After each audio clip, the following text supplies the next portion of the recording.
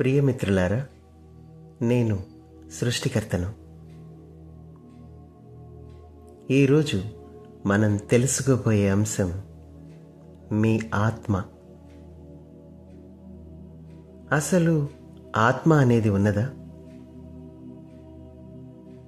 మరి నా దృష్టికోణంలో అయితే అసలు ఆత్మ అన్నదే లేదు. ఎందుకంటే ఆత్మ అంటే పరిమితం కలది అని అర్థం. అలాగే ఆత్మ అంటే అంతము ఉన్నది అని అర్థం. కానీ నా దృష్టిలో మీకు అంతం అన్నదే లేదు. కనుక మీరు ఆత్మజీవులు కాదు, మీరు అమరులు. ఒక ఆత్మ యొక్క పరిమితి ఎలా ఉంటుంది అంటే, ఆ ఆత్మ శరీరము ధరించిన తర్వాత ఆ శరీరపు ఆవరణ యొక్క పరిమితులలో ఉంటుంది. మరి ఆ పరిమితులలోనే నేర్చుకుంటుంది. ఆ ఆవరణే తను అనుకుంటుంది. కానీ కాదు కదా.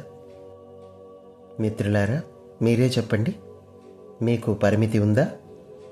మీరు అంటే అనంతమని ఇంతకుముందు చెప్పుకున్నాం కదా.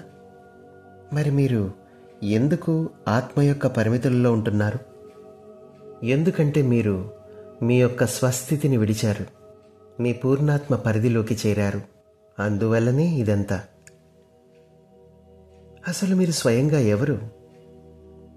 ఎక్కడివారు? మీ శక్తి ఏమిటి అన్నది ఈ అనుభూతుల ప్రపంచంలో పడి మరిచారు. అంతే. ఇక్కడ మీ విలువ ఏమీ తగ్గలేదు, తగ్గదు కూడా. కనుక మిమ్మల్ని మీరు పరిమితం చేసుకోకండి. మీరు పరిమితులు కారు మిత్రులారా. మీకు నాకు ఎలాంటి అంతరము లేదు. మీరు నాలాగే స్వేచ్ఛాజీవులు. ఇప్పుడు నేను మిమ్మల్ని కోరేది ఒకటే, మీరు మీ ఎరుకను తిరిగి ప్రాప్తించుకోండి. మీ పరిమితులను దాటి మీ సృష్టికర్త హోదాకు మీరు రావలసిందే. మీ ఆత్మ సంకెళ్లను మీరు విప్పుకోండి. మీ సొంత ఇంటిని చేరండి మిత్రులారా. ఇంకెన్నాళ్ళు ఈ పరిమితుల మధ్య నేను మిమ్మల్ని విడిపిస్తాను. నేను నా స్థితిలోనే మిమ్మల్ని ఉంచగలను. ఇక్కడ నా స్థితి అంటే సర్వస్వేచ్ఛ. నాకు ఎలాంటి పరిమితులు, పరిధులు ఉండవు. నేనొక అనంతమైన ప్రకాశాన్ని. నేనే అనంతంగా ఉన్న విశ్వ తేజస్సును. మీరంతా ఏకమై నాతో నడవండి మిత్రులారా. నాతోటి మిమ్మల్ని నడిపించటానికి ఈ ధరిత్రి మీదకి నేను వచ్చాను. మరి నాతో వచ్చేవారు ఎవరు? నేను మిమ్మల్ని ఆనంద తీరాలను అందుకునేలా చేయగలను. మీరు మీ ఆత్మ పరిధిని వీడండి చాలు. అప్పుడు నేను మీ వెంటే ఉంటాను. ఎందుకంటే మీరు మీ ఆత్మ పరిధిని వీడనంత వరకు నేను మీ దగ్గరకు రాలేను.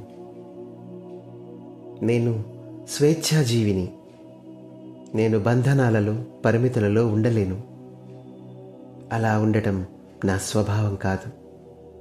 అందుకే నేను మిమ్మల్ని వేడుకుంటున్నాను. నా కోసం మీ హృదయ ద్వారాలను తీసి చూడండి. నేను మీ వద్దనే ఉన్నానని గుర్తించండి. ఇది వరకు ఎన్నడూ జరగని విషయం. ఇది కని విని ఎరుగని రీతిలో అందరి జీవితాలను ప్రభావితం చేస్తుంది మిత్రులారా. అందుకే నేను మిమ్మల్ని సిద్ధం చేస్తున్నాను. మీరంతా సిద్ధం కండి మిత్రులారా.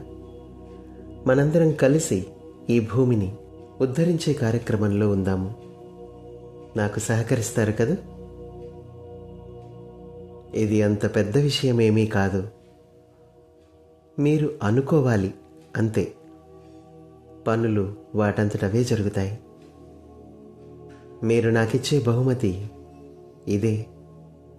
దీనికోసమే నేను ఎదురు చూస్తున్నాను. ఇక నేను ఆనందించే సమయం ఇదే కదా. ఇక ఉంటాను. మళ్ళీ కలుద్దాం మిత్రులారా.